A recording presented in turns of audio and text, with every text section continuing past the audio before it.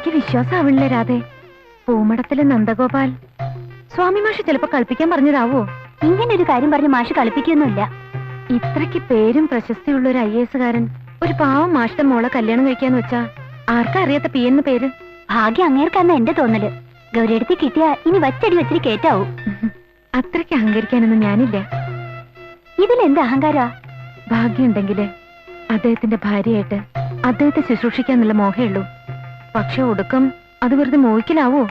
നോയിക്കോളൂ, ഗൗരിയടുത്ത് കണ്ട നിമിഷം തന്നെ കൊത്തിക്കൊണ്ടുപോകും മിസ്റ്റർ നന്ദഗോപാൽ. PN എന്ന വലിയ ആള്. അതിനെ കണ്ടിട്ട് വേണ്ടേ? അതാ പറഞ്ഞത് ചെറിയവര് പറയുമ്പോ ചെവിട്ടില് കേൾക്കണോന്ന്. ഞാൻ എത്ര തവണ പറഞ്ഞതാ മഞ്ഞസാരി ഉടുക്കാനായിട്ട്. ഏടത്തേക്ക് ആളെ കണ്ടാലറിയോ? പിന്നെ നന്ദ, ആ കുട്ടിയോടെ കാത്തു നിന്നിട്ട് പോവും, പറഞ്ഞേക്കാം. വരുന്നു വരുന്നു വരുന്നു വരുന്നു വരുന്നു. മൂത്തവര് പറഞ്ഞ ആദ്യം എതിർക്കാന്നുള്ളതാണ് ഇപ്പോഴത്തെ ചെറുപ്പക്കാരുടെ ശാഠ്യം. നളൻ എന്ന് പറഞ്ഞ അപ്പ പുഷ്കരൻ എന്ന് പറയും. ആ കുട്ടി ഒന്ന് കണ്ടോട്ടെ എന്ന് വിചാരിച്ചിട്ടാ ചെക്ക് ഷർട്ട് ഇടാൻ സാവമാഷ് പറഞ്ഞത്. വേണ്ട കുട്ടി മാമേ, ആരും അറിയാണ്ട് ഞാൻ ആ കുട്ടി ഒന്ന് കണ്ടോട്ടെ. അമ്മുവിന്റെ കാര്യം ഉറപ്പായി കഴിഞ്ഞിട്ടില്ലോ ഇതുവരെ. അമ്മുവിന്റെ കാര്യം നോക്കണമെന്ന് പറഞ്ഞ് ശരി തന്നെ, പക്ഷെ സ്വന്തം കാര്യം വേണ്ടാന്ന് വെച്ചിട്ട് വേണ്ടല്ലോ അത്. അമ്മുവിന്റെ കാര്യമില്ലാണ്ട് എനിക്ക് വേറെ എന്ത് സ്വന്തം കാര്യം ഉള്ളത്? വാ, കയറി പോവാ.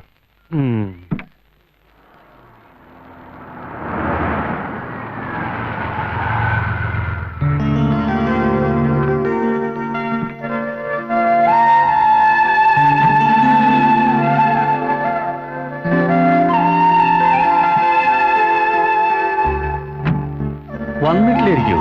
ആ പൂച്ചയും കാണാനല്ലോ. ഏതായാലും കുറച്ചേരം നോക്കിട്ട് നമുക്ക് അങ്ങോട്ട് പോവാ. നിൽക്കണം മഞ്ഞസാരി. മാഷുടെ മോളാണല്ലേ? അതെ. ഞാൻ ശേഖരൻ നായര്.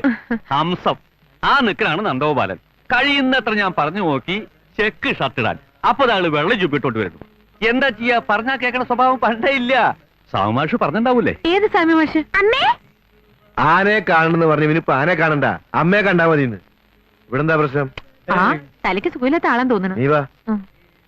അപ്പൊ സ്വാമിമാഷ് പറഞ്ഞ ആളല്ലേ? ഓരോരുത്തർക്കും ഓരോ അബദ്ധം പറ്റണത്. എന്തായി? സൈരന്ത്രി എന്ന് വെച്ച് ചെന്നപ്പോ ബ്രഹന്തള കൂടെ ഒരു ആനക്കാരനും വഷളായി. ആ പൂച്ച വരട്ടെ, എന്നിട്ടാവും ബാക്കി പകർന്നാട്ടം. ഭഗവാനേ.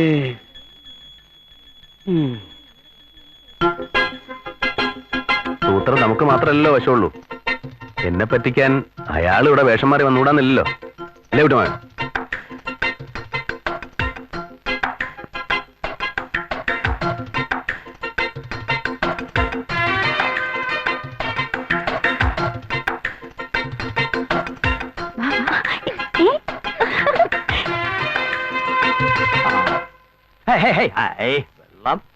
വെള്ളം എവിടെ പോയി?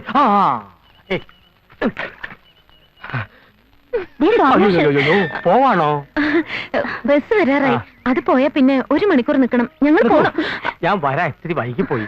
നന്ദോപാലിനെ കണ്ടുവോ?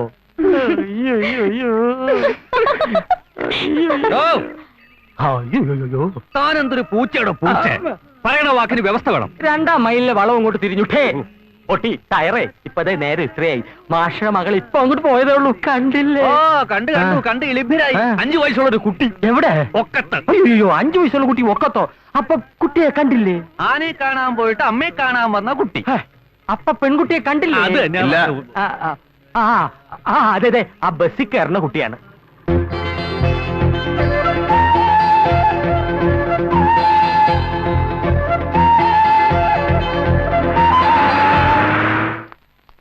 കുട്ടിയമ്മേ, പെണ്ണിനെ കണ്ടോ? ഓ പിന്നെ കണ്ടു. ആന കുട്ടി അല്ല, അതെ, ആനയെ കാണാൻ പോയ കുട്ടിയുടെ അമ്മയെ കണ്ട് തന്ത തെറ്റിദ്ധരിച്ചു ഇല്ലാന്ന് പറയാൻ പോയത്.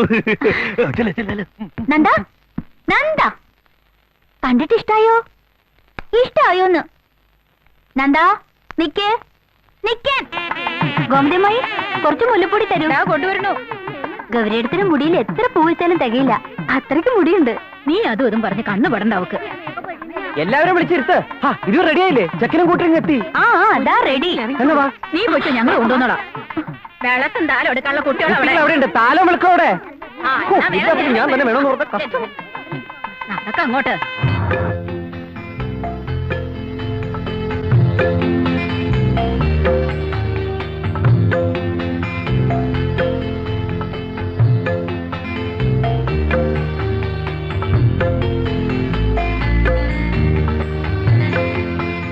വലതുകാലം വെച്ച് കയറിക്കോളും.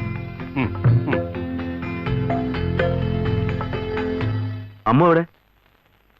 പറയുമ്പോളെ അവളെവിടെ? വേണാച്ചി, അമ്മ എവിടെ? കണ്ടില്ലല്ലോ. ഇത് എപ്പോഴും ഇങ്ങനെയാ, ആവശ്യമുള്ളപ്പോ കാണില്ല. ഒരു ചൊല്ലുണ്ടല്ലോ, പട്ടിയുടെ മൂത്രം മരുന്നിന് നന്ന. എന്റെ ഈശ്വര, അമ്മോ എവിടെ? അമ്മോ, അന്നേ പറഞ്ഞത് അവള്.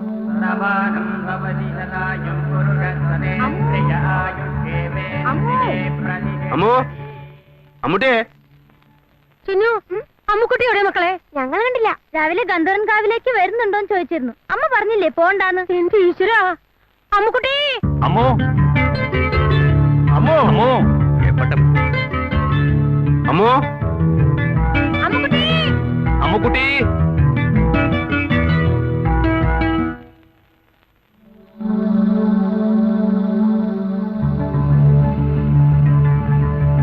അമ്മൂനെ കാണില്ല. വാ വാ ഗൗരി. നന്ദാ, അമ്മു അവിടെ ഉണ്ട്. കേറി വാ അമ്മു. വേണ്ട, എന്നോടൊന്നും മിണ്ടണ്ട. എനിക്ക് ആരും കാണാൻ വേണ്ട.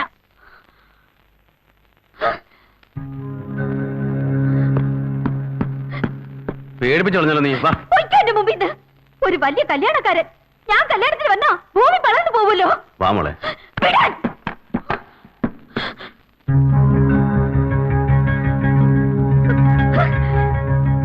അമ്മ നിക്ക്, പറയുന്ന കേക്ക്. വിടാനല്ലേ പറഞ്ഞത്? എത്ര കെഞ്ചി പറഞ്ഞതാ എന്നെ കൂടെ കൊണ്ടുപോണ്ടെന്ന്. എന്നിട്ട് രാവിലെ പോകുമ്പോ യാത്ര പോലും പറയുന്ന ഒറ്റ പോക്ക്. അത് ഞാൻ മോളെ. വേണ്ട, മിണ്ടി പോകരുത്. എന്താ എന്നോട് പറഞ്ഞിരുന്നത്? ഒരേ ഒരു അനുജത്തിയല്ലേ, നീ ഇല്ലാതെ മറ്റേതാണ് മറുത്തതാണ്. എന്നിട്ട് സ്വന്തം കാര്യം ഇങ്ങനെ ചെറിയ കുട്ടികളെ പോലെ വാശ പിടിച്ചാലോ അമ്മു? വല്യമ്മ മിണ്ടണ്ട ഒന്നും. പറ്റിട്ടുണ്ടൊക്കെ ഞാൻ കണ്ടില്ലേ കൊണ്ടുവന്നിരിക്കുന്നത് മരം മോന്തയായിട്ടൊരു സാധനത്തിന്. എന്താ അത്? ഗൗരി, നന്ദന്റെ കൂടെ മുകളിലേക്ക് വെക്കോളൂ. അമ്മു ഇങ്ങോട്ട് വരൂ, ഒരു കാര്യം പറയാം. വാ മോളെ.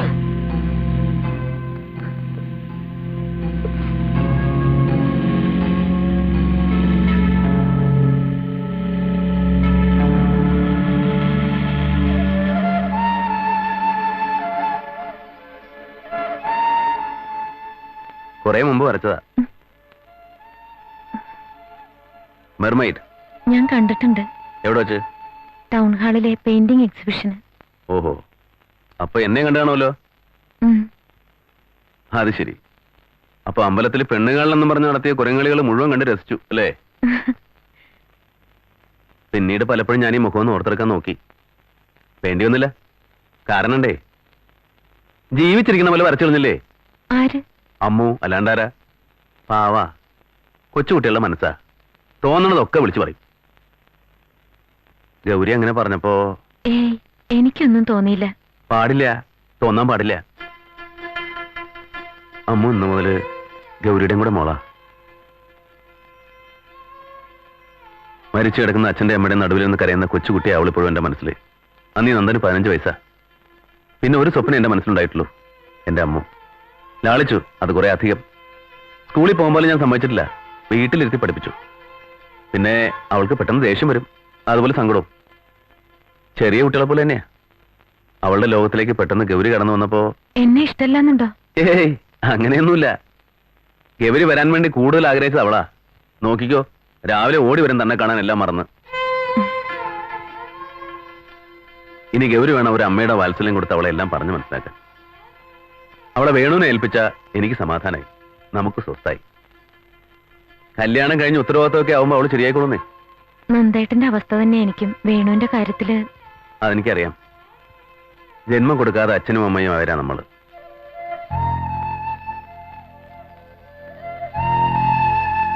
എല്ലാം ഒന്ന് തുറന്നു പറയാൻ, ഒരു സമാധാനമൊക്കെ പറയാൻ താൻ എന്നും എന്നോടൊപ്പം ഉണ്ടായാൽ മതി.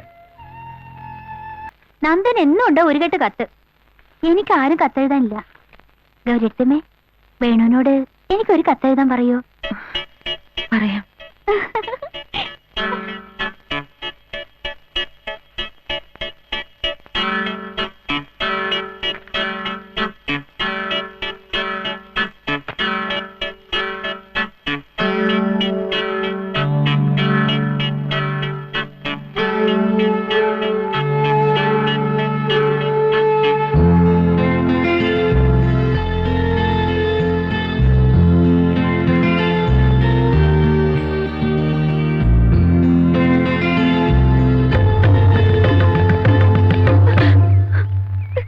എന്ത് വിട്ടിട്ടാ കുട്ടിയെ കാണിക്കണേ?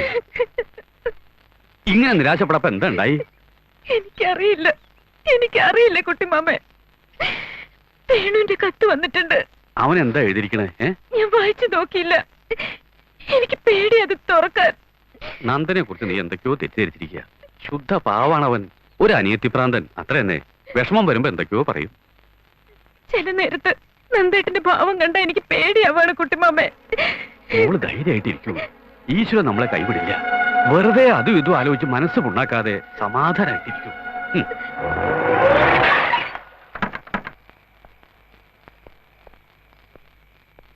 ഗൗതം, ഡൽഹിയിൽ നിന്നുള്ള ഫൈനാൻഷ്യൽ എക്സ്പെർട്സ് നാളത്തെ മോർണിംഗ് ഫ്ലൈറ്റ് എത്തുന്നു. Arrange to pick them up from the airport.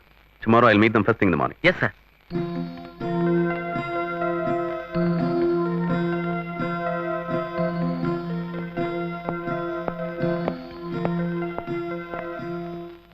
നന്ദേട്ടാ, വേണുവിന്റെ കത്തുണ്ട്. എന്താ വിശേഷം? ഞാൻ വായിച്ചില്ല. തുറക്കാൻ എനിക്ക് പേടിയാ. എന്തായാലും വായിക്കേ. വരാനുള്ളത് വഴി തങ്ങില്ല.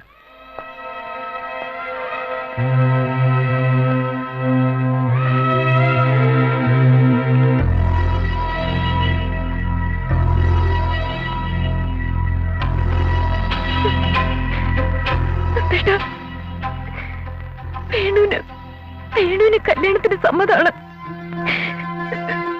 ജോലിയിൽ ജോയിൻ ചെയ്തിട്ട് എഴുതാന്ന് വെച്ചിട്ടാണെന്ന്. എന്റെ പ്രാർത്ഥന ദൈവം കേട്ടു.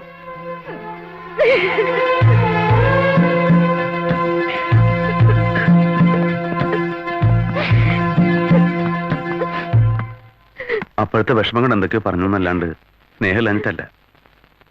നിനക്ക് വിഷമമെങ്കിൽ എന്നോട്. അരുത്. നന്ദേട്ടന്റെ ഭാര്യയാവാന്നുള്ളത് ഒരു ഭാഗ്യമായി കരുതുന്നവളാ ഞാൻ.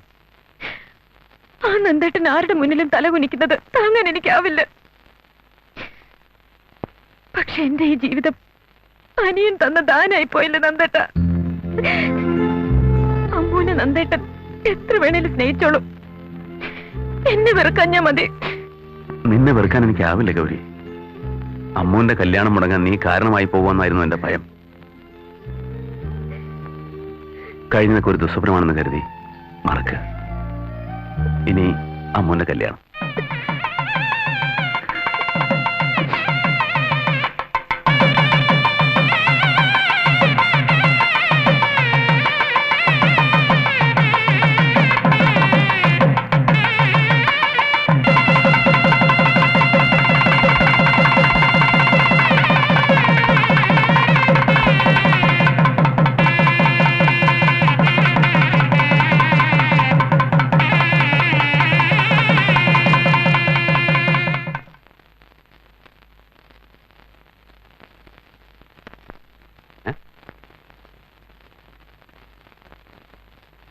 താൻ ഇവിടെ വന്ന് നിൽക്കുക. അവരിറങ്ങാൻ വേണ്ടി തന്നെയും കാത്തു നിൽക്കുക. എന്താ അത് കൊച്ചു കുട്ടികളെ പോലെ? എന്നെ പിരിഞ്ഞു നിന്നിട്ടില്ലേ അവള്? അവള് കടൽ കടന്ന് പോകുന്നില്ലല്ലോ. ഏറിയ ഒരു 3 മണിക്കൂറിലെ ദൂരം അത്രല്ലേ ഉള്ളൂ. വരിക, അവര് യാത്ര അയക്കുക. വരിക. എനിക്ക് പേടിയാ വല്യമ്മ. എന്താ കുട്ടി ഇത്? എന്തിനാ പേടിക്കണത്?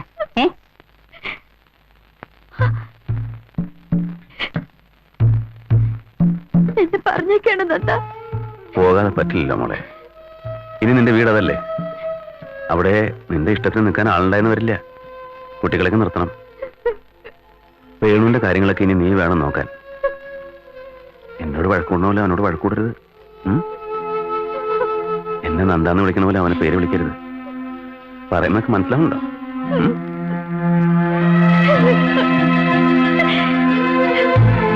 ഇനി സ്വസ്ഥായി.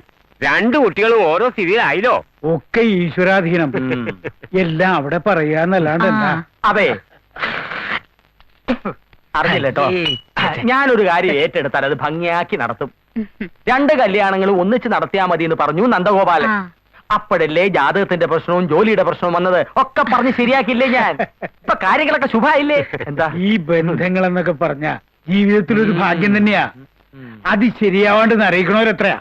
പറയണില് തെറ്റുണ്ടോന്ന് എനിക്ക് നിശ്ചയില്ല. എല്ലാം തുറന്നു പറയണ പ്രകൃതമാണല്ലോ എനിക്കുള്ളത്. വേണുവിന് കിട്ടിയ കുട്ടിക്ക് ഇത്തിരി അഹങ്കാരം ഉണ്ടോന്ന് എനിക്ക് സംശയം. ഒന്നും മിണ്ടാണ്ടിരിക്കേ.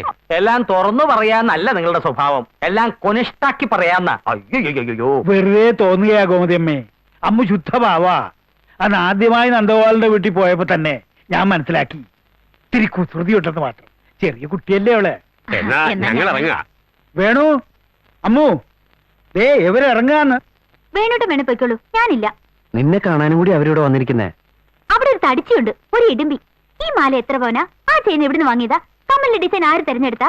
കണ്ടൂടെ എനിക്കതിനെ. അമ്മു, ഞാൻ നിങ്ങളെന്താ വരാത്തെ? അവര് പോകാൻ നിൽക്കുന്നു. അവള് വരണില്ലെന്ന്. അവര് പൊയ്ക്കോട്ടെ അച്ഛാ. ഒന്നങ്ങട് വരുന്നേ. ഞാനില്ല, ഞാനില്ലെന്ന് പറഞ്ഞില്ലേ.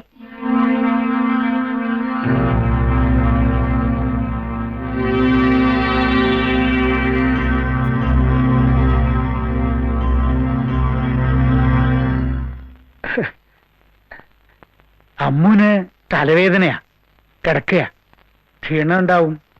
അവൾ ഇവിടെ തന്നെ ഉണ്ടല്ലോ, ഇനിയും കാണാം. എന്നാ ഇറങ്ങല്ലേ? ഇറങ്ങ.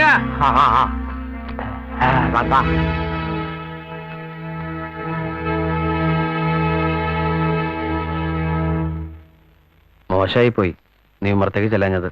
എന്ത് മോശം? ആ ഇടുമ്പി എനിക്ക് ഇഷ്ടമില്ലാത്തോണ്ടല്ലേ. അച്ഛന് വല്ലാത്ത വിഷമായി. എന്തിന്? അച്ഛൻ വന്ന് വിളിച്ചിട്ട് നീ ചെല്ലാഞ്ഞതിന്. അനുസരണക്കേട് അച്ഛന് ഇഷ്ടമല്ല. അച്ഛനൊരു മാഷാണേ. അയ്യോ, ഞാൻ അതൊന്നും ഉദ്ദേശിച്ചില്ല. ഞാനും ഒരു മാഷാണ്. സോറി, അച്ഛനോടുള്ള അനുസരണക്കേട് കൊണ്ടൊന്നുമല്ല. ഞാൻ ഇപ്പൊ തന്നെ പോയി മാപ്പ് പറയാം.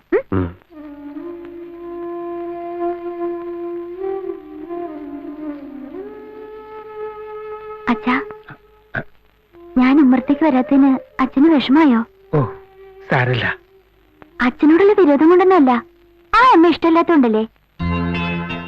ഇനി അങ്ങനെ ഉണ്ടാവില്ല. സാരല്ലോ അവളെ, അച്ഛനത് എപ്പോഴേ മറന്നു. ആ